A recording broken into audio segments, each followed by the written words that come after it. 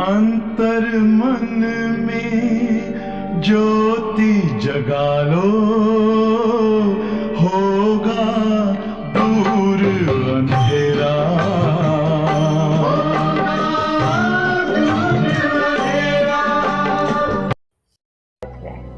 वाणी बच्चों, ओम शांति।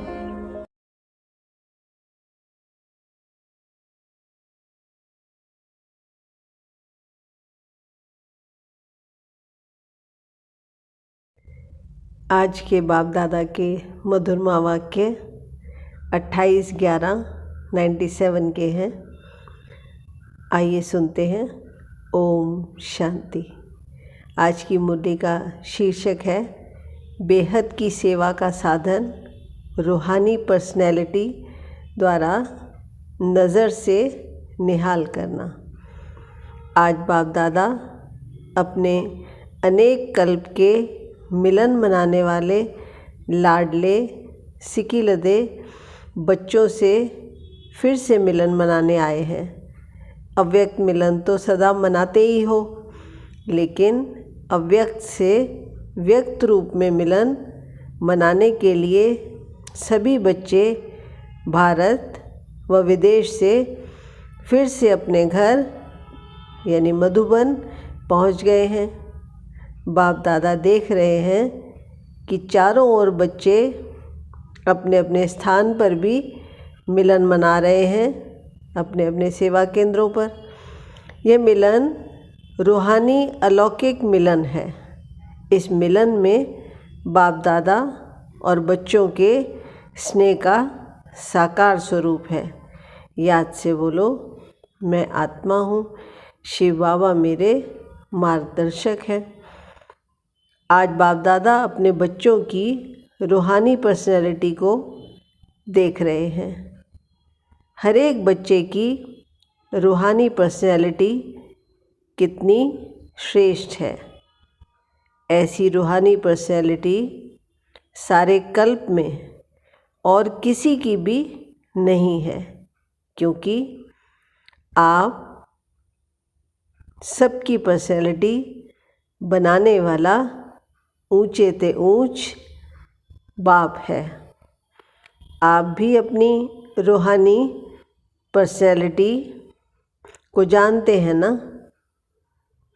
सबसे बड़े ते बड़ी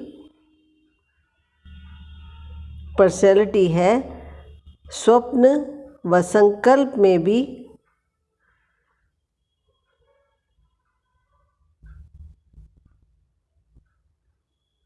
संपूर्ण प्योरिटी की पर्सनैलिटी नंबरवार है, लेकिन फिर भी विश्व की सर्व आत्माओं से श्रेष्ठ है।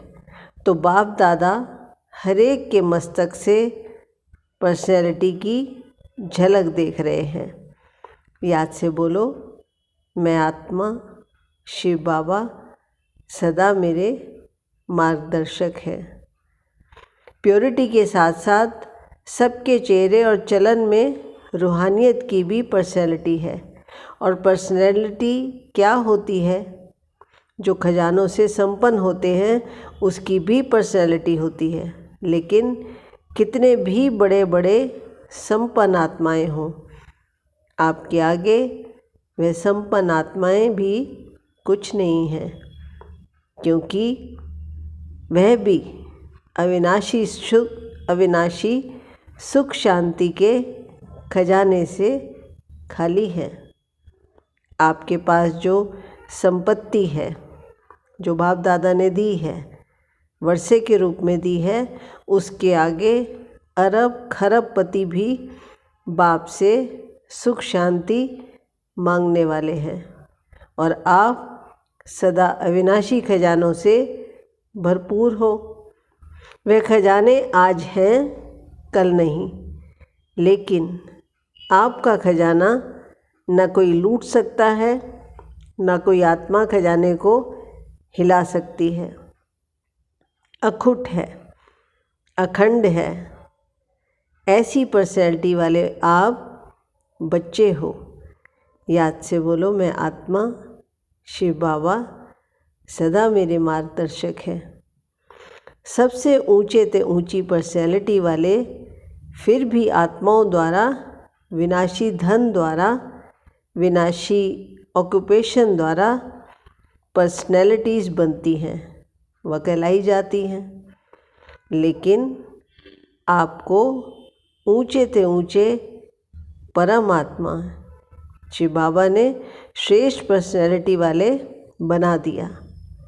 तो अपनी ऊंची पर्सनैलिटी का रूहानी नशा रहता है? पूछ रहे हैं बाबा। रहता है तो हाथ हिलाओ। तो सभी लोगों ने, सभी आत्मा भाइयों ने हाथ हिलाया। बाप दादा को इतने श्रेष्ठ पर्सनैलिटी वाले बच्चे देख कितनी खुशी होती है। आपको भी होती है? पूछ रहे हैं बाप दादा। बाप दादा बच्चों की ऐसी श्रेष्ठता को देख क्या गीत गाते हैं, जानते हो?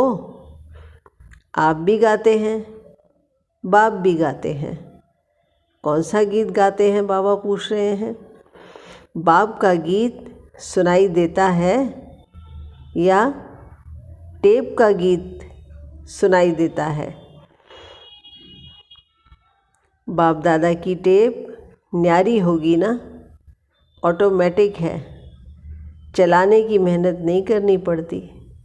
और दिल का गीत दिल वाले ही सुन सकते हैं, परमात्मा का गीत हम आत्माएं ही सुन सकती हैं। बाबा बोल रहे हैं सिर्फ कान वाले नहीं, दिल वाले। तो सभी दिल वाले हो ना। दिल वाला मंदिर में आपका चित्र है ना? सभी ने अपना चित्र देखा है? बाप दादा तो सदा बच्चों के चित्र और चरित्र देखते रहते हैं। तो आज पर्सनैलिटी को देख रहे थे। सदा ये पर्सनैलिटी स्मृति में इमर्ज रहे। है ही नहीं है, दिखाई देवे, अनुभव में आए। सदा ऐसी पर्सनैलिटी में रहने वाले की निशानी क्या होगी? पूछ रहे हैं बाबा। जिस निशानी से समझ जाएं कि यह अपने पर्सनैलिटी में है। अगर यह रूहानी पर्सनैलिटी इमर्ज रूप में रहती है तो उनके नयन, उनका चेहरा, चलन, संकल्प और संबंध सब प्रसन्नता वाले होंगे। सदा प्रसन्नचित्त, प्रश्नचित्त नहीं, प्रसन्नचित्त। अगर प्रश्नचित्त है तो चलन भी पर्सनैलिटी वाली नहीं, चेहरे पर भी प्रसन्नता की झलक नहीं। कुछ भी हो जाए, पर्सनैलिटी वाले की प्रसन्नता छिप नहीं सकती, मर्ज नहीं हो सकती। प्रसन्नचित्त आत्मा, कोई कैसी भी आत्मा परेशान हो, अशांत हो, उसको अपने प्रसन्नता की नज़र से प्रसन्न कर देगी। जो बाप का गायन है नज़र से निहाल करने वाले, वह सिर्फ बाप का नहीं है, आपका भी यही गायन है। और सभी समय प्रमाण जितना समय समीप आ रहा है तो नज़र से निहाल करने की सेवा करने का समय आएगा। 7 दिन का कोर्स नहीं होगा, एक नज़र से प्रसन्नचित हो जाएंगे। दिल की आश आप द्वारा पूर्ण हो जाएगी। तो सभी क्या समझते हो? आदि सेवा के रत्न क्या समझते हैं? पूछ रहे हैं बाबा आदि रत्नों से। ऐसी सेवा कर सकते हो ना? अभी देखो, आप लोगों ने 40 वर्ष सेवा की या ज़्यादा भी की। कोई का 1-2 साल कम भी होगा, किसका ज़्यादा भी होगा। अभी आप लोगों ने अपने साथियों को यह सेवा सिखा दी और निमित्त भी बना दिया। अभी आप क्या करेंगे? वो सेवा तो वह भी कर रहे हैं। आप आदि रत्न हो तो न्यारी और प्यारी सेवा करेंगे ना? पूछ रहे हैं बाबा। अभी फिर उत्सव मनाएंगे कि नज़र से निहाल कितने किए, 9 लाख में से कितने बनाए। आगे तो 33 करोड़ भी हैं, 9 लाख तो उसके आगे कुछ नहीं है। बीज तो यहाँ ही डालना है ना। तो देखेंगे कि आदि सेवा के रत्न अब और क्या कमाल दिखाते हैं। यह कमाल तो दिखाई, सेवा केंद्र बनाए, अच्छे अच्छे प्रोग्राम किए, उसकी तो बाबा पदम गुना मुबारक है, मुबारक देते हैं। 2 प्रकार के बच्चे हैं। जो पहले वाले हैं वह हैं स्थापना के निमित्त बच्चे, और आप लोग हो विशेष सेवा के आदि के बच्चे। ये दादियाँ हैं जड़ स्थापना वाले, और आप सब सेवा के आदि रत्न। आदि रत्न है पहला पहला तना। तो तना तो मजबूत होता है ना, तना पर ही सब आधार होता है, तना से ही सब शाखाएं निकलती हैं। जड़ वाले तो सूक्ष्म में शक्ति देते हैं, लेकिन जो प्रैक्टिकल में होता है, दिखाई देता है, वह तना दिखाई देता है। तो दादियाँ अभी गुप्त हो गई हैं। आदि रत्न दादियों की बात कर रहे हैं बाबा। साकाश देने वाली और प्रैक्टिकल में स्टेज पर आने वाले आप निमित्त बने। सम्मान समारोह में आई हुई सभी बड़ी बहनों से बाप दादा ने हाथ उठवाया, इसलिए बाप दादा काम दे रहे हैं। समारोह तो बहुत अच्छा मनाया ना। बाप दादा ने सब देखा, सजी हुई मूर्तियों को देखा। उस समय तो आप लोगों को भी यही रूहानी अनुभव हो रहा था कि हम चैतन्य मूर्तियां हैं। ऐसे ही लग रहा था जैसे सजी हुई मूर्तियां मंदिरों से शांतिवन मधुबन में पहुंच गई हैं। तो बाप दादा अभी बच्चों से चाहते हैं कि अभी फास्ट सेवा शुरू करो। जो हुआ वह बहुत अच्छा। अब समय प्रमाण औरों को ज़्यादा वाणी का चांस दो। अभी औरों को माइक बनाओ, आप माइक बन के साकाश दो। तो आपकी साकाश और उन्हों की वाणी ये डबल काम करेगी, तभी 9 लाख सहज बन जाएंगे। अभी आप सभी चाहे फंक्शन में बैठे या और भी महारथी हैं, तो महारथियों की अभी सेवा है। सर्व को साकाश देना, बेहद की सेवा के मैदान में आना। जब बाप अव्यक्त वतन एक स्थान पर बैठे चारों ओर के विश्व के बच्चों की पालना कर सकते हैं, कर रहे हैं, तो क्या आप एक स्थान पर बैठे बाप समान बेहद की सेवा नहीं कर सकते हो? आदि रत्न अर्थात फॉलो फादर, बेहद में साकाश दो। कई बच्चे अपने से भी पूछते हैं और आपस में भी पूछते हैं कि बेहद का वैराग्य कैसे आएगा। दिखाई तो देता नहीं है, लेकिन बेहद की सेवा में अपने को बिजी रखो तो बेहद का वैराग्य स्वतः ही आएगा, क्योंकि यह साकाश देने की सेवा निरंतर कर सकते हो। इसमें तबीयत की बात, समय की बात ये सहज हो जाती है। दिन रात इस बेहद की सेवा में लग सकते हो। जैसे ब्रह्मा बाप को देखा, रात को भी कैसे आँख खुली और बेहद की साकाश देने की सेवा होती रही।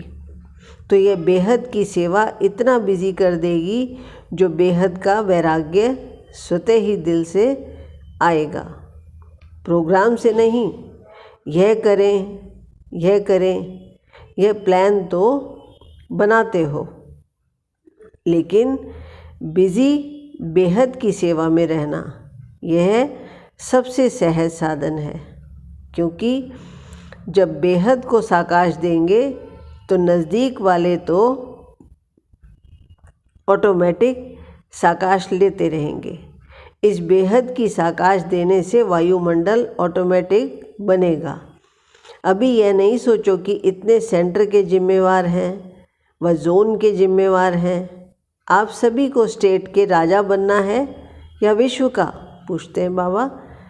क्या बनना है? विश्व का ना। आदि रत्न हो तो विश्व को साकाश देने वाले बनो। अगर 20 सेंटर, 30 सेंटर या 200-250 सेंटर या जोन या बुद्धि में रहेगा तो यह भी तना का काम नहीं है। यह तो टाल टालियाँ भी कर सकती हैं। आप तो तना हो, तना से सबको साकाश पहुँचती है। आप सभी भी ये सोचते हो कि बेहद का वैराग्य आना चाहिए। यह तो बहुत अच्छा, अभी विनाश हो जाए। लेकिन 9 लाख ही तैयार नहीं किए तो सत्युग के आदि में आने वाले संख्या ही तैयार नहीं है और विनाश हो गया तो कौन आएगा? क्या 2-3 हज़ार पर राज्य करेंगे? 4-5 लाख पर राज्य करेंगे? इसलिए अब बेहद की सेवा का पाठ आरंभ करो। पांडव क्या समझते हैं? बेहद की सेवा करेंगे ना? पांडव तैयार हैं। अभी ये हद की बातें बेहद में जाने से आपे ही छूट जाएंगी, छुड़ाने से नहीं छूटेंगी। बेहद की साकाश से परिवर्तन होना फास्ट सेवा का रिजल्ट है। बाप दादा जानते हैं कि नाजुक परिस्थितियों में निमित्त बनी आत्माओं ने सेवा का प्रत्यक्ष प्रमाण दिया है। लेकिन आप सभी का फाउंडेशन व सेकंड का परिवर्तन का मूल अनुभव यही है कि ब्रह्मा बाप को देखा और ब्राह्मण बन गए, सेवा का वरदान मिला और सेवा में लग गए। बाप दादा ने सभी के अनुभव भी सुने, अच्छे अनुभव सुनाए। तो जैसे आप लोगों का अनुभव है, ब्रह्मा बाप को देखा और सोचना भी नहीं पड़ा, सहन करने का भी अनुभव नहीं हुआ कि सहन कर रहे हैं, बड़ी बात नहीं लगी। ऐसे अभी हर श्रेष्ठ ब्राह्मण आत्मा को देखें और आत्मा में ब्रह्मा बाप देखें। यह है सेवा का फास्ट साधन। क्या ब्रह्मा बाप ने आपको कोर्स कराया? कोर्स तो पीछे किया, लेकिन देखा और हो गए। तो जैसे ब्रह्मा बाप में बाप समाया हुआ था इसलिए मेहनत नहीं लगी, ऐसे आप सभी भी बाप दादा को अपने में समाते हुए नज़र से निहाल करो। जो आप सबका अनुभव है, अनुभवी हो, देखा और फिदा हो गए। जैसे अभी सोचते हैं, ट्रेनिंग लेते हैं, फिर ट्रायल पर आते हैं, फिर कोई चला जाता है, कोई रहता है। इतनी मेहनत आपने ली, ट्रेनिंग की क्या? इतनी मेहनत ली, ट्रेनिंग की क्या? ट्रायल पर रहे क्या? बस आए और खो गए। ऐसी सेवा जब एक ब्रह्मा बाप ने की तो आप इतने ब्राह्मण आत्माएं नहीं कर सकते हो क्या? आपकी पर्सनैलिटी अपना बना दे। ब्रह्मा बाप की भी पर्सनैलिटी थी ना, चाहे सूरत की चाहे सीरत की, लेकिन पर्सनैलिटी थी। तब आकर्षित हुए तो फॉलो फादर। जब बाप ने आपको आदि में निमित्त बनाया तो जो आदि के हैं, सेवा के निमित्त व स्थापना के फाउंडेशन, उनको अंत तक सेवा में रहना ही है। तबीयत के कारण शरीर से चक्कर नहीं लगा सकते, लेकिन मन से तो लगा सकते हो।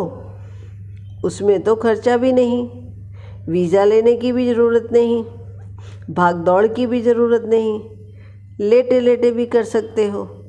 क्या समझते हो? अब ऐसा कोई प्लान बनाओ, नया पाठ शुरू करो। अभी एक फंक्शन तो मना लिया, एक फंक्शन तो मना लिया ना, जो सेवा की उसका प्रत्यक्ष फल मिल गया। अभी नई सेवा करो। अच्छा, बाप दादा सिर्फ सामने वालों को नहीं कह रहे हैं, सभी बच्चों को कह रहे हैं। विदेश में भी जो सुन रहे हैं उन्हों को भी कह रहे हैं, जहाँ भी सुन रहे हैं, चाहे शांति वन में सुन रहे हैं, चाहे ऊपर पांडव भवन में, चाहे विदेश में, जहाँ भी हैं वहाँ बाप दादा सभी के लिए कह रहे हैं, अब बेहद के सेवाधारी बनो, समय बेहद की सेवा में लगाओ। बेहद की सेवा में समय लगाने से समस्या सहज ही भाग जाएगी, क्योंकि चाहे अज्ञानी आत्माएं हैं चाहे ब्राह्मण आत्माएं हैं, लेकिन अगर समस्या में समय लगाते हैं, वह दूसरों का समय लेते हैं, तो सिद्ध है कि वह कमज़ोर आत्माएं हैं, अपनी शक्ति नहीं है। जिसको शक्ति नहीं है, पाँव लंगड़ा हो और उसके आप कहो दौड़ लगाओ तो लगाएगा या गिरेगा। तो समस्या के वश आत्माएं चाहे ब्राह्मण भी हैं लेकिन कमज़ोर हैं, शक्ति नहीं है, तो वह कहाँ से शक्ति लाएं? बाप से डायरेक्ट शक्ति ले नहीं सकता क्योंकि कमज़ोर आत्मा है। तो क्या करेंगे? कमज़ोर आत्मा को दूसरे कोई का ब्लड देकर ताकत में लाते हैं, कोई शक्तिशाली इंजेक्शन देकर ताकत में लाते हैं। तो आप सब में शक्तियाँ हैं तो शक्ति का सहयोग दो, गुण का सहयोग दो। उन्होंने है ही नहीं, अपना दो। पहले भी कहा ना, दाता बनो। वह असमर्थ हैं, उन्हों को समर्थी दो। गुण और शक्ति का सहयोग देने से आपको दुआएं मिलेंगी और दुआएं लिफ्ट से भी तेज रॉकेट हैं। आपको पुरुषार्थ में समय भी देना नहीं पड़ेगा, दुआओं के रॉकेट से उड़ते जाएंगे। पुरुषार्थ की मेहनत के बजाय संगम के प्रारब्ध का अनुभव करेंगे। दुआएं लेना वह सीखो और सिखाओ। अपना नेचुरल अटेंशन, दुआएं अटेंशन में टेंशन मिक्स नहीं होना चाहिए, नेचुरल हो। नॉलेज का दर्पण सदा सामने है ही, उसमें स्वतः सहज अपना चित्र दिखाई देता है रहेगा। इसलिए कहा कि पर्सनैलिटी की निशानी है प्रसन्न चित्त। यह क्यों, क्या, कैसे, यह के की भाषा समाप्त। दुआएं देना और दुआएं लेना और प्रसन्न करना, यह है दुआएं देना और दुआएं लेना। कैसा भी हो, आपकी दिल से हर आत्मा के प्रति हर समय दुआएं निकलती रहें। इसका भी कल्याण हो, इसकी भी बुद्धि शांत हो। यह ऐसा, वह वैसा, ऐसा नहीं, सब अच्छा।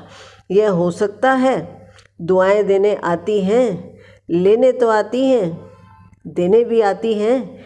देंगे नहीं तो लेंगे कैसे? दो और लो। यह करे नहीं, मैं करूं। ब्रह्मा बाप का सदा स्लोगन रहा। ब्रह्मा बाप बार बार याद दिलाते रहे, जो कर्म मैं करूंगा मुझे देख और करेंगे। जब दूसरे करेंगे तब मैं करूंगा, यह स्लोगन नहीं। जो मैं करूंगा मुझे देख और करेंगे। नहीं तो स्लोगन चेंज कर दो। और जगदम्बा माँ का विशेष स्लोगन रहा, हुक्मी हुक्म चला रहा है। वह चला रहा है, हम निमित्त बन चल रहे हैं। तो दोनों स्लोगन सदा याद रखो। इमर्ज है ही, सुना है, याद तो रहता है नहीं, कर्म में दिखाई दे। तो क्या करेंगे? दुआएं लेंगे, दुआएं देंगे कि गलानी करेंगे, फील करेंगे। यह ऐसा, यह वैसा नहीं, उसको दुआएं दो। कमज़ोर है, वशीभूत है। भाषा और संकल्प बदली करो। यह संकल्प मात्र भी ना हो कि यह बदले, नहीं, मैं बदलूं। और बातों में तो मैं का आता है, लेकिन जिस बात में मैं आना चाहिए उसमें और करे तो करे। यह क्या? अच्छा काम होगा तो कहेंगे मैं, और ऐसा कोई काम होगा तो कहेंगे इसने किया, इसने कहा। उल्टा हो गया ना। कोई क्या भी करता है, मुझे क्या करना है, मुझे क्या सोचना है, मुझे क्या कहना है, इसमें मैंपन लाओ। बॉडी कॉन्शियस वाला मैं नहीं, सेवा का मैं। तो ऐसे ही श्रेष्ठ वाइब्रेशन फैलाओ। अभी वाणी कम काम करती है, दिल का सहयोग, दिल के वाइब्रेशन बहुत जल्दी काम कर सकते हैं। अच्छा, अभी 1 मिनट में सभी अपने साइलेंस की शक्ति इमर्ज करो। एकदम साइलेंस, मन से तन से इमर्ज करो। बाप दादा ने डेड साइलेंस की ड्रिल करवाई।